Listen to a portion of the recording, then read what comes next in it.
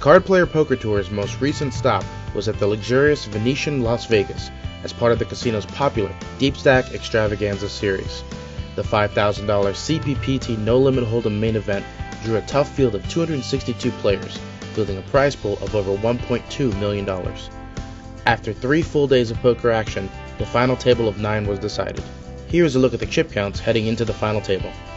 The chip leader was 21-year-old Alex Condon with just over $1.5 million, and he was joined at the final table by a number of recognizable names, including 2-time WPT champion Jonathan Little, 2012 WSOP Seniors Event champion Allyn Jaffrey Shulman, and respected tournament pro Dan O'Brien. All of the final 9 had their eyes on the title and the first place prize of $293,966, but with a number of short stacks, it did not take long for the chips to start flying. The first player to find himself entangled in a huge pot was 58-year-old business owner Dale Phillips. With the blinds of $5,000, $10,000 with a $1,000 ante, Alex Condon raised to $20,000.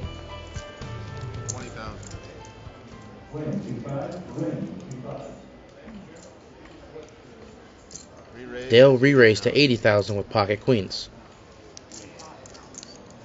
It folded over to Allyn, who gave it a moment's thought and then re-raised to $250,000 with pocket aces. Alex folded, and Dale called all in for a total of $245,000. Dale now saw that he was in bad shape with his pocket queens, having less than a 1 in 5 chance of winning the hand to double up. The flop of 10-8-7 rainbow brought no help, and after the turn and river brought another 10 and the 3 of hearts, Allyn had sealed the deal, and Dale was eliminated in 9th place, earning $31,846. It wasn't long until the next big pot arose. With the blinds still at $5,000, $10,000, Dan O'Brien raised to $20,000, and Alex Condon re-raised to $39,000 with ace-10 offsuit. Edwards Rackus then moved all in for $140,000 with 2 black 9s. Dan quickly folded. After some thought, Alex eventually made the call. Wow, that's way better than I thought you'd have. It was a flip, with Edwards holding the advantage, at least until the flop brought an ace. All of a sudden, the 33-year-old Latvian investor was down to needing one of the 2 remaining 9s or running cards to make a straight. The turn and river brought nothing, however, and Edwards was eliminated in 8th place, earning $38,583. The third big hand of the first level came when Justin Conley raised to $20,000 from under the gun. It folded back around to short-stack Peruvian civil engineer Antonio Lafasi, who moved all in from the big blind for his last $225,000 with ace-king offsuit. Justin thought for a moment before making the call with his pocket 5s. Antonio, who also cashed in the CPPT win main event earlier this year, found himself all in and slightly behind in a race situation. The flop changed nothing when it brought 2 8s and a 4. And the turn took away even more outs for Antonio as it gave Conley a flush draw as well. The jack on the river secured the pot for Justin, and Antonio was eliminated in 7th place, heading home to Lima with $45,932 for his deep run. After taking a look at the chip counts for the final 6, we saw that Alex Condon and Justin Conley had remained in the lead. Allyn Jaffrey Shulman and Dan O'Brien did a good job of building their stacks during the level as well. Jonathan Little was in the middle of the pack, but he soon found himself embroiled in a big pot. With the blinds at $6,000, $12,000 with a $2,000 ante, Jonathan raised to $25,000 from middle position with Queen 10 offsuit.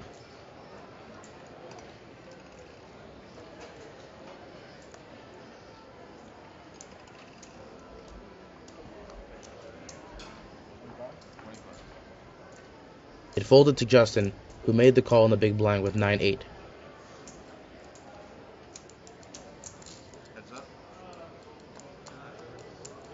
Justin flopped huge when the 9-8 deuce hit the board, giving him top 2 pair. He checked to Jonathan, who then bet out $25,000. Justin decided to check raise to $68,000. Jonathan made the call with his 2 overs and a gut shot straight draw.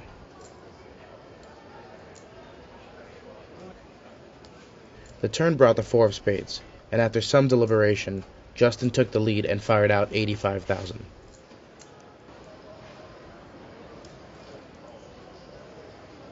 With a current showdown value of only queen high, Jonathan reached into his stack and pulled out a raise to 210,000.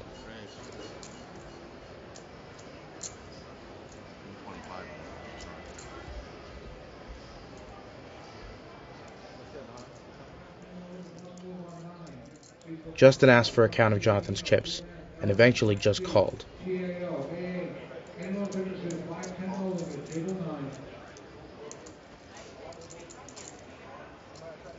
The river brought the jack of diamonds, completing Jonathan's gut shot. Justin then checked the river. Jonathan cut out a bet of 325,000, pushing it across the betting line. Justin quickly called the sizable bet, only to get the bad news that his two-pair was no good. Clearly a bit frustrated, he mucked his cards one at a time, and the huge pot was shipped to Jonathan. This hand was one of the first major turning points in the overall momentum of the final table. To get more insight into how Justin reacted to the hand and how it changed the dynamic of the table, we now turn to our team of analysts for this final table, World Series of Poker gold bracelet winner Diego Cordovez and card player publisher Barry Shulman, whose biggest title came when he won the 2009 WSOP Europe main event. Let's send it over to the guys for more. I'm Diego and I'm with Barry.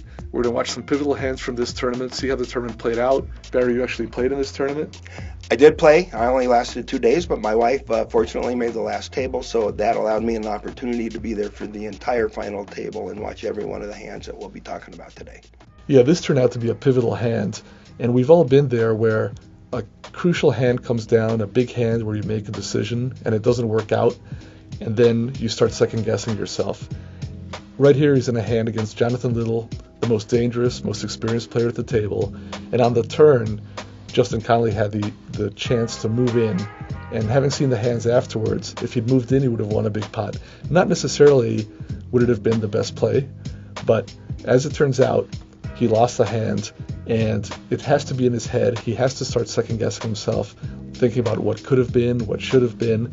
So he really is in a dangerous situation where instead of starting fresh and looking at his chip stack, he's contemplating that hand and trying to recover those chips really quickly. That's the mentality. You know, he's got to get it behind him. And normally when that type of thing happens, you come up short because there's only so many big blinds that you have. And this structure of the Venetian was unbelievable. This is the fourth day. We're at the final table. He loses a huge hand, and he still has 95 big blinds. Right. I mean, that's just unprecedented. There are a lot of World Series of Poker tournaments where you start with 45 big blinds. And here, late in the tournament, with half the final table left, he still has double that. You can play your full game with 95 big blinds. Your options are really unlimited as far as the different moves you can make. Absolutely. I think we all have a tendency to think too much about where we are versus average instead of where we are, how many big blinds we have. And where we were. I mean, right and where we before could this have hand, he really had a dominant chip position, and he had Jonathan Little lower where he wanted him. Now he knows that Jonathan Little's got more chips, and he's going to become a more active opponent, and that's not a good development either. Right after this hand, there were 46 hands that were played, and Justin played 17 of those hands voluntarily outside of the blinds, which is over a third of them. And of the 17 hands, he won 4 of them where he just stole the blinds and antes, and of the other 13, he won none that went to the flop. So raising that many hands, you have to presume that he was raising with a lot of weaker hands, because almost 40% of the hands obviously is a very wide range, and it's the worst possible time to do it because whether he's tilted or not, it looks like he's tilted. It looks like he's thinking about the previous hand, so other players are going to be more aggressive against him. They're not going to be giving him much credit. Again, I was there, and look at his face here. Hand after hand, he looks like, unfortunately, kind of a beaten down person, which even if that's not true, as you say, it makes it easier for the other guys to be aggressive against him. Yeah, and if in fact of the 13 hands, he lost at Showdown 6 times and he folded 7 times. But going 0-for-6 at Showdown means that he was sticking to hands longer than he probably normally would, and that other players were calling him down more than they normally would, and that's a direct reflection on how they're perceiving him, as you're saying. Usually when you watch televised final tables, they highlight the bust-out hands, but the reality is the bust-out hands usually just play themselves. Someone has a shorter stack and they just have to move in and get called. Exactly. But what really matters, and this showed it terrifically, is it's the hands that lead up to that matter. On the 46th hand dealt after losing to Jonathan, with blinds of 8,000, 16,000 with a 2,000 ante, Justin raised to 32,000 in the cutoff, holding ace-10 of clubs.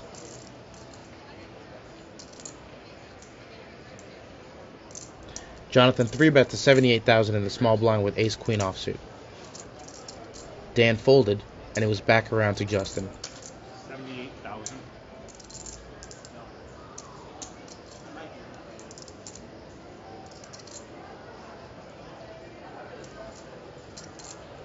After some thought, he moved all in for 371,000. Little quickly called and flipped up his hand, showing Justin that he was dominated.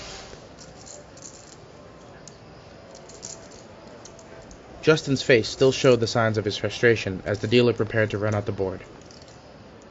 The Jack-Jack-8 flop brought no help to Justin.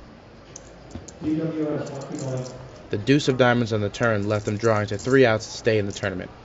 But the jack of clubs on the river sealed the deal. Justin was eliminated in 6th place, earning $55,118.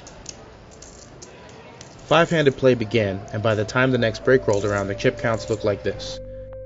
Alex Condon had increased his lead, and Dan O'Brien and Anthony Zinno had slowly but surely rebuilt their stacks. By far the shortest stack was Allyn Jaffrey Shulman. To learn more about five-handed play, we turn again to Diego and Barry for their insight. What's interesting is that at every final table, when a player goes out, the potential is there for the dynamic of the table to really change. The pay jumps get a lot bigger. In No Limit, playing five-handed as opposed to six-handed is a lot different. So after the elimination of Conley, we really saw that maybe players' styles were gonna change. Yes, and actually what happened was there were two very aggressive people still here, and it was reasonable to assume that probably there would still be a lot of aggression at the table. And in fact, those two players were sitting to Allyn's immediate left, and she was in a predicament in that she was by far the short stack and had to wait for a good hand. Yeah, she had Jonathan Little and Dan O'Brien on her immediate left with big stacks. Both of them had been very active, so it was reasonable for her to expect them to mix it up. So at one point she folded 18 hands in a row, and her chip stack dwindled down to 440,000. But in fact, they weren't playing very much against each other. No, it was very interesting. It became very clear to her. She notified me. She said, these guys aren't playing because they're waiting for me to break because there's a pretty good pay jump. And so she intentionally said she was going to shift gears and start taking advantage of her image. And her image not only was someone who didn't play a lot of pots, but more conservative as a woman, more conservative as a senior. So she thought if she started being aggressive, she'd be able to buy some pots. Yeah, it was a perfect setup for her. And in the next 11 hands, she actually reshoved 3 times, and she built her stack up to 734,000. So without even having to see a flop, she managed to almost double her chip stack. And obviously her image had really been set up in the previous round. Yeah, it was really something amazing to see because, you know, it's one thing to be real short and open shove with a good hand. It's something else to have the table presence that you can put in a raise after they've raised and have them shove when you're short and have them fold when you're short-handed. And in fact, on the third one, somebody raised and then Anthony re-raised and then she shoved, and I'm paraphrasing here, but he basically said to the other guys, he looked up and said, oh, I'm supposed to be the sheriff, forget it, and acknowledged that they were waiting for her to break, and he mucked his hand. So Allyn was able to rebuild her stack to a reasonable point, and then the most pivotal hand in the tournament for her came up. Blind versus blind against Jonathan Little. She's in the small blind, and she happens to pick up aces, which is a great piece of fortune. But he picks up 2 nines in the big blind, which is a huge hand in that situation. Yes, and interestingly enough, she only raises to $40,000. It's the first time she doesn't move in. Here comes the flop, and she moves all in. With a huge overbet. Huge overbet. There's 100,000 in the pot or so, and she moves all in for about $700,000. Right, a huge overbet, which really has to confuse them. And until this point, he was thinking that he was going to trap her, and now he's going to be wondering whether he's being trapped. I just don't like to be calling when I have to have the best hand, and it's kind of, so what? I had the nines, I didn't raise with it before the flop. She could easily have a jack. What's tough here is that, on the one hand, her bet being an overbet looks weak. On the other hand, the way she's played, normally you'd give her credit for a big hand, which is what she had. But he ultimately decides to call, and this changes the entire dynamic of the tournament, because now she accumulates a really big stack and takes a big chunk out of her most dangerous opponent. The ace comes on the turn, so now he's drawing dead, and Allyn doesn't have to sweat any longer. And now she has 1.4 million. She's in second place, and Jonathan Little is the short stack. And he really is someone who likes to play with a big stack, who's intimidating with a big stack. So basically everything is different now. Exactly. Like you say, the dynamic changes every time somebody busts out. Well, somebody didn't bust out here, but the dynamic should be changing because Jonathan went from a big stack to the short stack. The players then went on dinner break with the chip counts as follows. The blinds would increase to 12,000, 24,000 with a 3,000 ante, meaning that Alex, the chip leader, would have more than 130 big blinds, while short stack Jonathan would have roughly 17 big blinds when he came back. In the next key hand, Jonathan raised all in from under the gun for 364,000, holding pocket trays. It folded around to Alex, who gave it some thought before he moved all in to isolate from the button, holding pocket sevens. The flop of King 8 deuce all spades gave Alex a flush draw and left Little with even less equity. The 4 of hearts on the turn meant that Jonathan had just one out heading into the river. The ace of spades was not it, however, and when it hit, Jonathan was eliminated in 5th place, earning $67,367. We now turn to Diego and Barry for their analysis of the hand. So this seemed like just a standard knockout elimination hand. Short stack has 3s, bigger stack has a middle pair, figures to be the best hand, he isolates, and he wins. Diego seemed like that, except Alex took a risk that he didn't have to take, which normally doesn't cost the pot. And that is, he moved all in with his sevens. And Allyn's now in second place. If she wakes up with aces, she's going to have a huge win. He could have accomplished the exact same thing by doubling Jonathan's little bet or tripling it, and then if she moves in, he can get away from the hand. At the next break, the 4-handed chip counts were as follows. Alex had increased his lead, now holding nearly half of the chips in play. Anthony Zinno, a 31-year-old professional poker player from Cranston, Rhode Island, would be coming back as the shortest stack, with his 560,000 amounting to just 19 big blinds at the new level of 15,000, 30,000 with a 4,000 ante. On the very first hand back from the break, it folded to Alex, who raised to 70,000 from the small blind. Anthony moved all in for 564,000 from the big blind, and Alex immediately called with ace-king, having Anthony's king-jack dominated heading into the flop, which brought 2 5s and a 4. Anthony was going to need to find a jack on the turn or river, but the deuce of spades and 6 of diamonds secured the pot for Alex and sent Anthony to the rail in 4th place with $86,964. Condon raked in the pot and increased his chip lead to $3.75 million. With the blind still at 15,000, 30,000, 29-year-old poker pro Dan O'Brien was the shortest stack, but he still had more than 35 big blinds when the next key pot arose. Dan raised to 60,000 on the button with the 8-7 of diamonds, and Allyn called from the big blind with the king-queen of diamonds. The flop brought the 10-4 deuce of diamonds, giving both players a flush, and Allyn quickly bet out 75,000.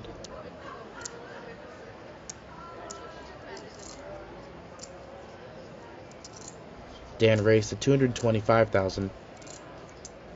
Allyn then pushed out a stack of pink 25k chips to re-raise to 550,000 with her second nut flush. Dan considered his options for a few moments, then 4-bet all in for 491,000 more.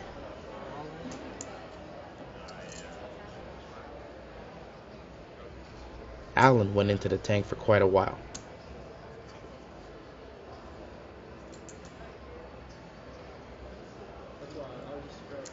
After figuring out exactly what the all-in amount was, and a minute more of thought, Allyn eventually called and revealed her second nut flush.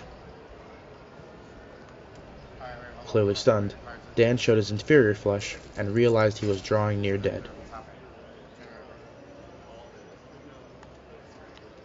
The jack of clubs on the turn sealed his fate, and Dan was sent to the rail, earning $122,485, bringing his lifetime live tournament earnings to $2.2 million. Diego and Barry gave us their thoughts on how this hand went down. So that was a huge cooler, and crucial for Allyn because it got her heads up with almost as many chips as Alex. She thought for a long time in a situation where most players would insta-call. She raised with king-queen of diamonds, flops the second nut flush, second nuts, and she thought for a long time before calling. Well, I'm pretty sure that she knew that she was going to call. And even if he's got the ace-high flush, some hands you just have to lose with. But here's what she was thinking about. We have a very strong family philosophy that we like to have two ways of win, meaning be the better and have the best hand, or be able to win without a showdown. And here she has to show the best hand. And I know she likes to control her fortune, and she likes to be the decider if she's playing a big pot or not.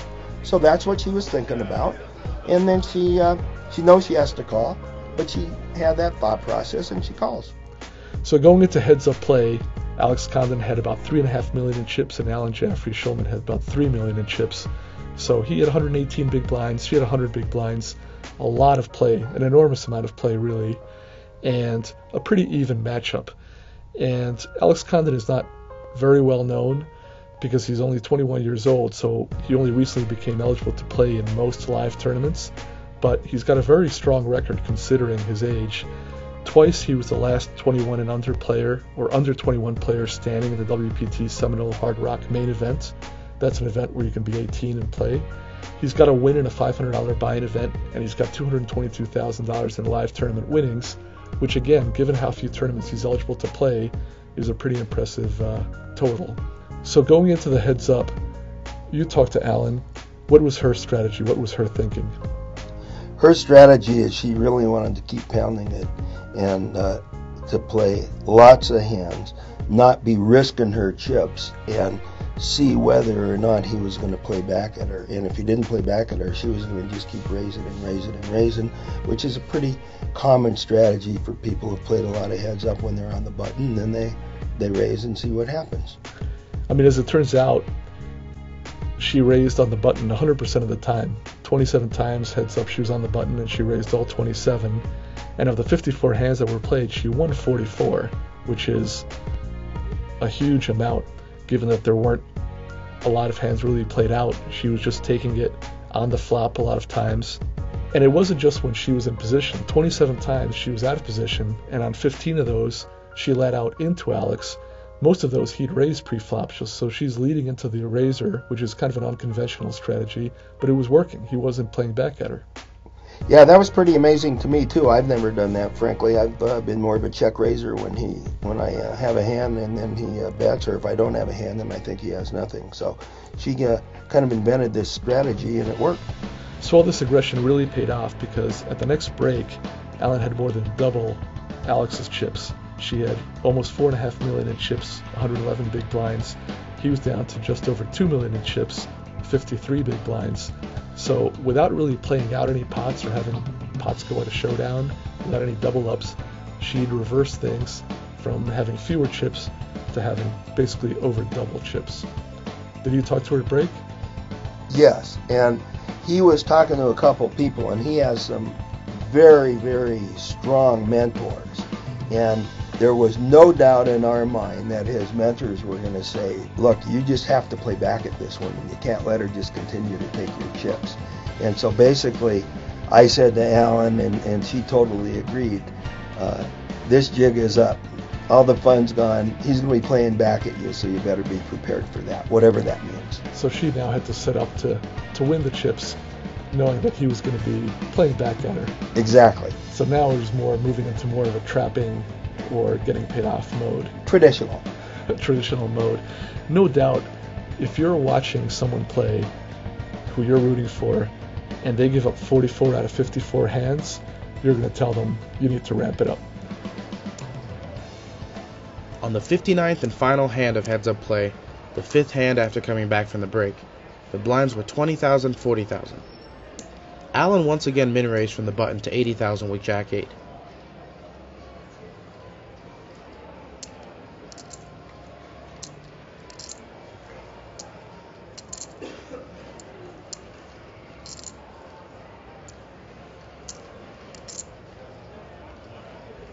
Alex gave it some thought and decided to 3-bet to 255,000 with ace-queen offsuit.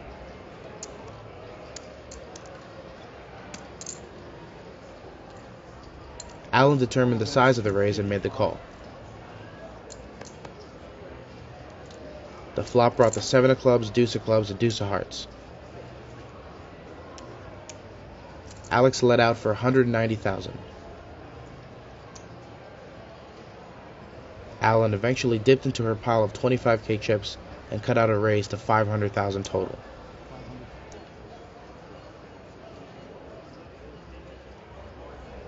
Alex slid in the call with his ace-queen high, which was still the best hand. And after pulling in the bets, the dealer burned and turned the jack of clubs, giving Allyn a pair of jacks against Alex's newly picked up flush draw.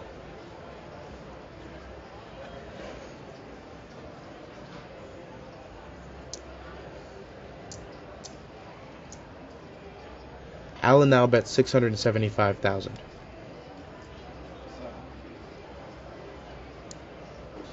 Alex went into the tank for a while, counting out his stack several times, before moving all in for an additional 1,055,000. Allyn called with her pair and had Alex covered with the title and the balance. Alex needed to catch an ace, queen, or club on the river to double through, but the river was the 8 of spades. Alex was eliminated in second place for $181,278, the largest score of his young career. With that, Allyn Jaffrey Shulman secured the title of 2013 Card Player Poker Tour Venetian Main Event Champion, earning $293,966 for the win and increasing her lifetime live tournament earnings to more than $1.2 million. We caught up with her just after the win to learn more about what it meant to her. I feel like I needed it. I needed it to prove something, because after I won the bracelet last year, you know, people think, oh, she got lucky, or oh this or oh that, and I think when I start having more wins under my belt, then nobody can say, you know, she just keeps getting lucky.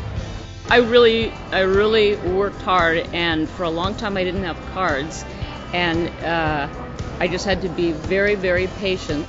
And I think one of the strengths of my game has become that I just don't go on tilt. When something bad happens, Barry and I talk a lot about the fact that what makes somebody great is they take bad beats and then they just try